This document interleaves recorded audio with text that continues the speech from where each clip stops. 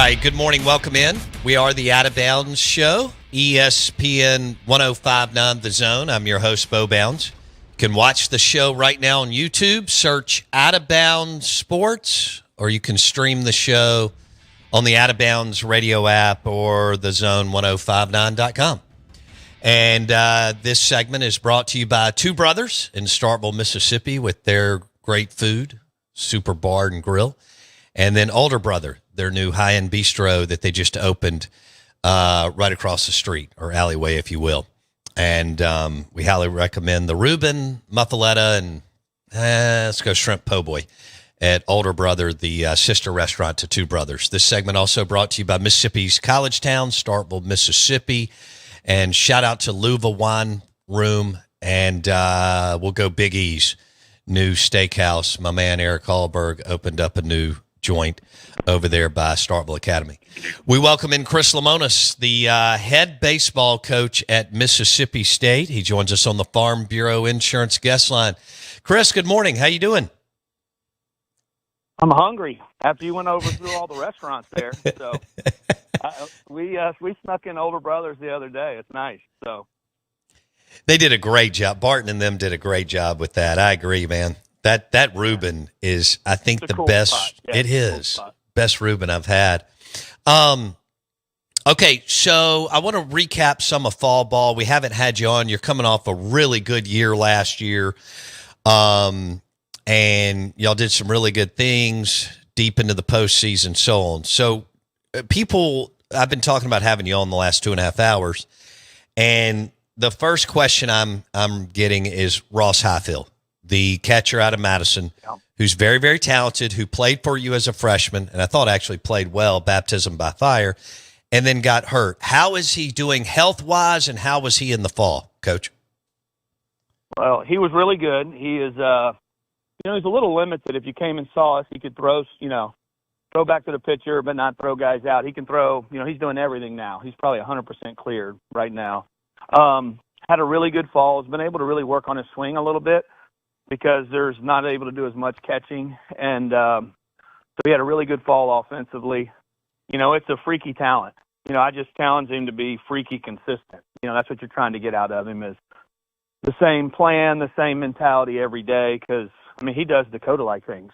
He's that type of runner, that type of thrower, crazy power, can do a lot of things for you.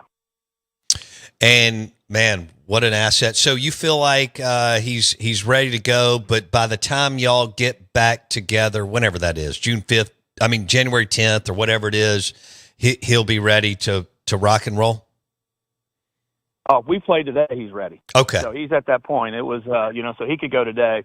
We took it real slow with him, but he's ready to go right now. If we played Ole Miss tomorrow, he'd be in the lineup. Okay. So, all right. What about so he's good to go. If you played this? Speaking of, that's perfect. Teeing me up. No, don't pencil me into that now. Come on. I was going to ask you about your starting rotation if you played this week. Oh, the rotation. That's the biggest question mark for us right now. I think that we have talented arms. I'd like to think Pico's in there. Pico had mono this fall, so we missed about 4 or 5 weeks with him. So hopefully he's a guy that can take a weekend spot. Stone Simmons was really good for us this fall. 94, 96. Oh, wow. Was back and pitching. We've had him out for 2 years. So really 2.5 years. So he was really good for us this fall. And then we have a lot of other candidates. Jacob Pruitt was a transfer guy we brought in, who's really talented, was a starter at Indiana State last year. We have a freshman, Charlie Foster, who had a really good fall. I think starting pitching is our biggest question mark. I feel like I told somebody the other day right now, and then this time last year I felt the same way. I feel like we got a lot of Saturday starters. I don't know who the Friday starter is yet. This time last year, we didn't know we didn't know that Cal Stephen was a Friday starter. So trying to figure out who's that alpha that can go out there on Friday night and compete his tail off for you. Yeah, you didn't know you were going to lose Dome for the year. And you and Justin Parker did a great job with Kyle Stephen, and Sanja was unbelievable, and then and y'all made it work. So, all right, I want to go back to Stone Simmons real quick, because we received a text on that like an hour ago. So he looked good Yeah. through 94, 95. If he doesn't get one of those spots, he is going to find a spot somewhere as far as being an asset to the pitching staff, right? Well, yeah. Well, what we do have is we feel like we have a lot of depth and a lot of different looks in that bullpen. So we can throw some different things at you, in that bullpen. And I think that's the exciting part about our staff right now. So Stone could easily move into one of those spots. But we've got the closer from Virginia, a submariner who's really good, pitched in Omaha twice.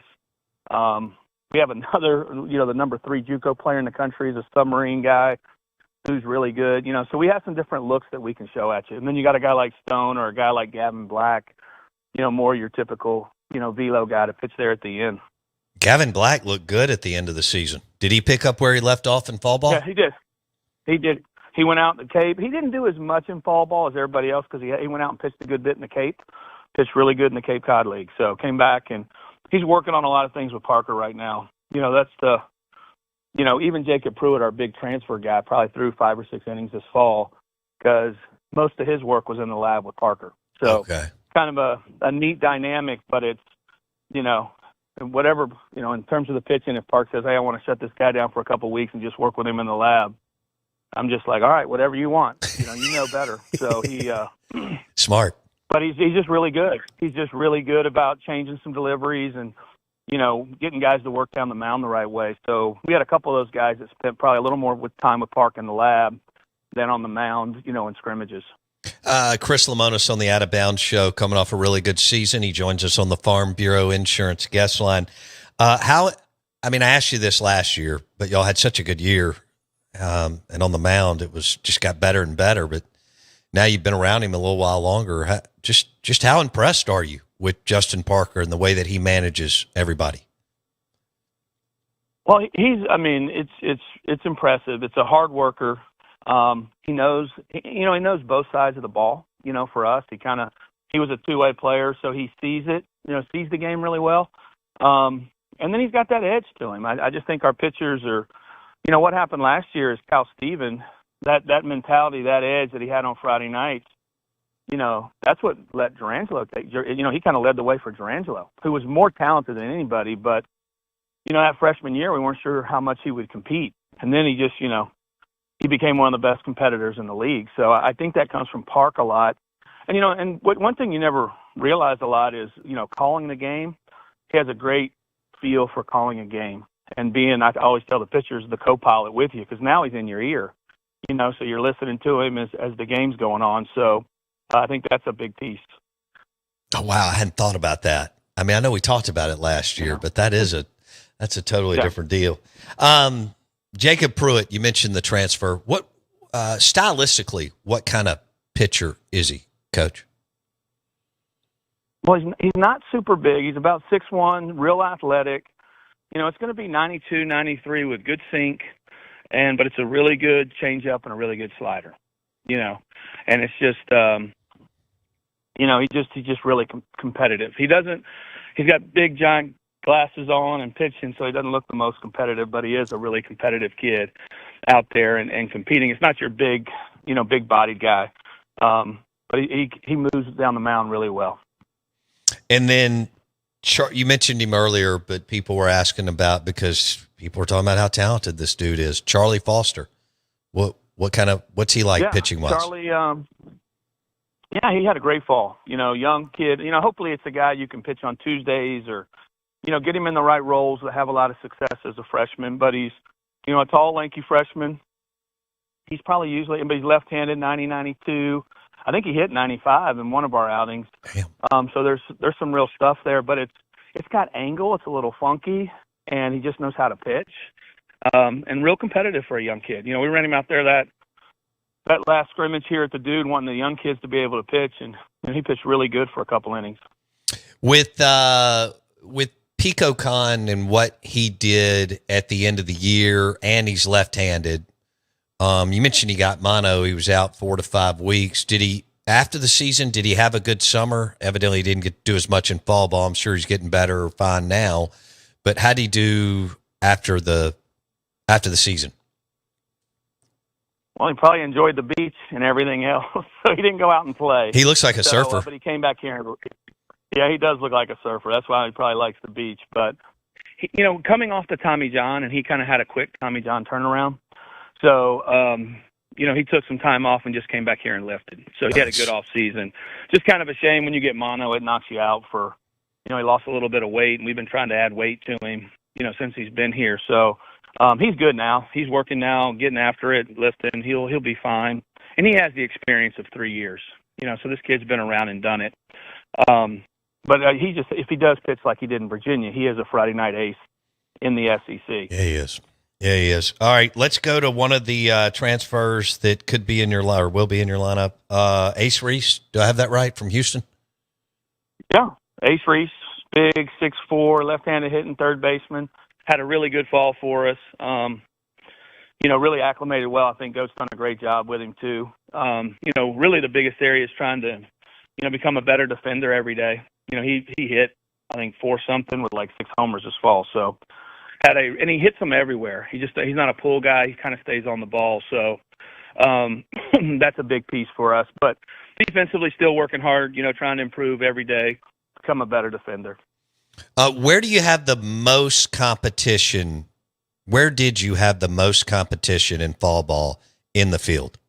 I would say in the middle of the diamond. The middle of the diamond, and the thing people don't realize is we lost Cup. Dylan Cup was starting every day at short, and Sean was playing second. That opening night against LSU. So Cup he'll be back officially on December 1st. That's his last day of medical stuff, and he'll be cleared to go. And we were able to let him hit, but he couldn't run the bases this fall. So he hit like 380, just hitting. But he's running around taking ground balls. He's just not allowed live activity yet. So that's a big piece in there. Sawyer Reeves is a big grad transfer we got from my alma mater, the Citadel. And then we have a little freshman, kind of reminds you of Mershon a little bit, Lucas Buckner.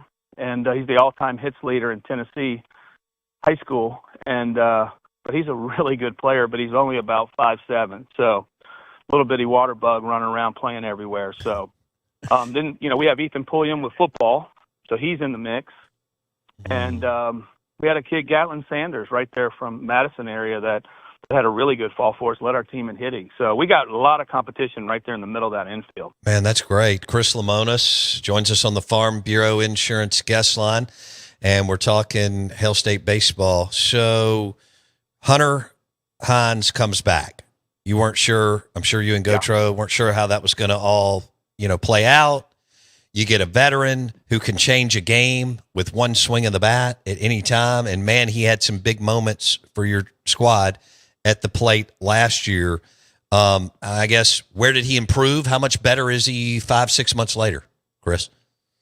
The challenge was, last year was in our sport, you get the draft year. And I felt like if the draft affected anybody, it was Hunter.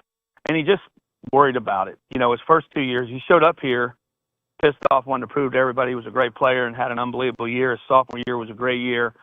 And then last year, just, I could just feel like he was off a little bit, and I feel like he's back on right now. He's 20 pounds heavier. He's practiced great. Last year we were concerned, could he play first base, but he's shown he can really play first base. So he's done well. It's just all about pitch selection for him. If he'll lock into the right pitches and swing at the right pitches, he's one of the better players, in college baseball. So he had a good fall, had a big home run in our last scrimmage, and he's worked. He's just getting after it now. So, we had that with Tanner and Rowdy in 21 is they got passed on in the draft, and they came back and just pissed off at the world, which is kind of a good thing for us because they wanted to prove everybody they were great players. And I think we have that with Hunter right now, So, that's the draft kind of goes out the window when you come back for that year. Yeah. Bryce Chance. Another guy who got how did he do in the fall? He was good. He's good. He's playing. We got him playing center right now. So him and Mikey O'Brien are kind of battling it out in center field. And not that Bryce can't play left. You'd have 2 center fielders, but it gives us some flex to be able to play some other guys and put some other guys out there and match up a little bit better. Something we haven't been able to do over the last couple of years is probably match up, lineup wise. So hopefully we have a little more depth. I know everybody in the fall thinks they have depth. And then, in the middle of the season, you always want one more pitcher or one more hitter. So, but they've both been good. One of our big guys is Nolan Stevens. He went out last summer and was a all-star in the New England League. Played really, really well. So, and he just hit. We just let him hit. He's going to pitch and hit this spring, but just trying to get a big body bat like that in the lineup, big left-hander. So yeah. So what? How will Nolan Stevens? How much will he pitch? How much will he play in the field? Or do y'all just kind of figure that out over the next couple of months? I just think we figure it out. I think he's swinging it really well right now. So, but it's hard when you got a left-hander that's 92, 93, 94. Hard to keep him on the bench too.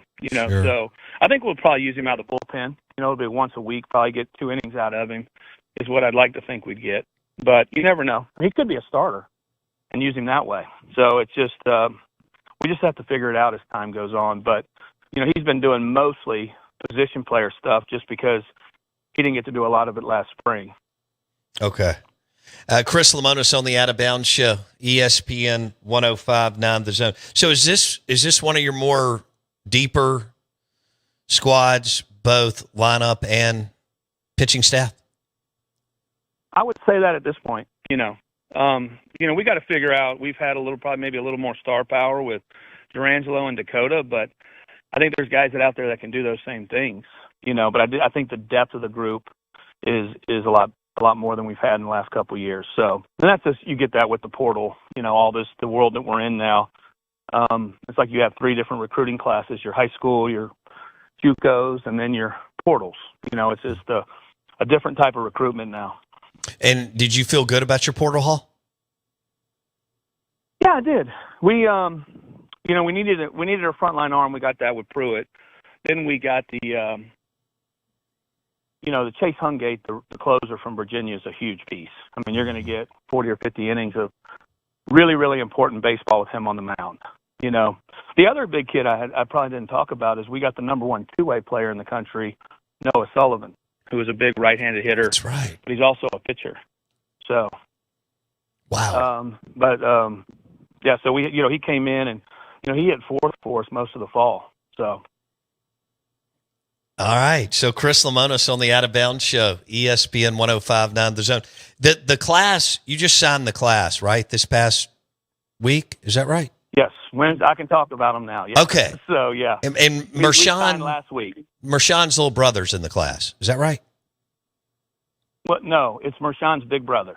He's about twice the size of David. So yeah, he doesn't look anything like David. So he looks like Mike Trout, believe it or not. It's like 6'2", 190. Oh, but he runs like David, so he's a really good player. I saw him in the Junction. That's right. I knew that. Yeah, that's right. Yeah, big kid, physical kid. So, but he. How excited are you and Gotro and Parker about this class you just signed?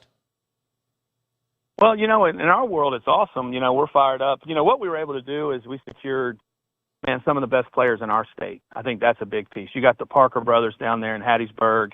You got Landon Harmon. You got Maddox Miller, who's a really under the radar left-hander, who I think's got a chance to be really good. Tanner Bellevue from Petal. I mean, we got a really good out of our 12. We got 5 really good arms or players from the state of Mississippi, and then we're able to pull some guys out from all over the country. Coach G's actually, we ended up signing 2 great catchers in that class, and Trent Grinlinger's Team USA catcher from California, and Charlie Wortham from the Midwest, and then Mershawn catches also, and Bellevue catches also. So when you go to a 34-man roster, man, the catching gets really tricky. You're going to have 14, 15 position players in that roster. You got to have some real position flex, and so that's what we're kind of trying to make happen there. Nice. Well, congratulations. Sounds like fall ball went well. And I know y'all, and then you got the recruiting, and I'm sure you're ready. You and the crew are ready for a little break, and y'all be back out there in I'm heading January. To the beach on Sunday. So it's a grind now for our guys, man. My recruiting guys, they need to get out of here, and yeah, you pretty much go from the end of the season, and then it's a portal season, then it's your high school kids, then it's all your visits in the fall. I mean, it's just they run it through now. So I think we did 15 visits last year, and we're up to like 35 right now this fall. Good So grief. the way they changed the recruiting rules, you see me every weekend. We got our tent rolling, and you have a lot of kids visiting and coming on visits right now. So hopefully it'll slow down in the future, but just stays busy. Yeah, man, y'all had some big groups there. All right, Chris Lemonis, enjoy the holidays. Get the golf clubs out, and you and Gotro and Parker have some fun. And we'll talk soon. Thank you, man.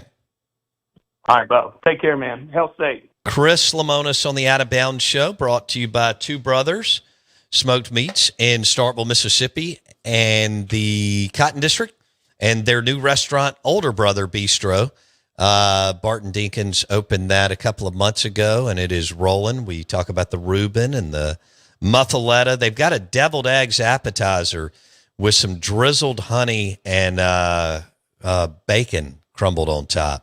That's amazing. Have you ever had a deviled egg? I know you eat like a nine-year-old. Okay, you do like them. Yes. Well, you'd love these at Older Brother. Are they fried? I don't think they're frying the deviled eggs. They have those down at the fair. I was just making sure. No, they didn't. Fried deviled eggs. There's nothing they won't fry down there. Is Dang right. Wow. Pig's feet, cause health problems, baby. Ears, all kinds of things. Man, Lemonis is excited. Yeah. You can tell that they feel like they've got a squad. Now they're in the SEC, so there's like 12 teams in the top 16. Right. But I think Texas comes to Starkville. Yes. First time ever. 3-game series. Ole Miss comes to Starkville because they went over there last year. Mike Bianco and the Ole Miss Rebels will visit Starkville, Mississippi. But, I'm pretty sure the Longhorns are one of the 5 SEC series. And that, Texas and Oklahoma, we kind of forget about it, even though Mississippi State played Texas and Ole Miss played Oklahoma. Ole Miss definitely got the better draw. Oklahoma at home over Texas on the road. And now I think Mississippi State's got the Longhorns this spring. Hey, thanks for listening to the show today. If you missed anything, it's on Apple Podcast and Spotify. Search Out of Bounds with Bo Bounds. And we've also got the YouTube channel rolling, and search Out of Bounds Sports. Lunch today brought to you by Aplos and the Renaissance, Gyros, Greek wings, pizzas, Lebanese rolls, Aplos in the Renaissance, Aplos Highland Village. That Chris Lemonis interview will be on Apple Podcast and Spotify within the hour. Search Out of Bounds with Bo Bounds. Apple Podcast, Spotify. Search Out of Bounds with Bo Bounds, and we want you to download the Out of Bounds radio app. Lunch today brought to you by the shrimp or lamb gyro at Aplos in the Renaissance and Aplos in Highland Village. Thanks for listening to the Out of Bounds show. We'll see you tomorrow.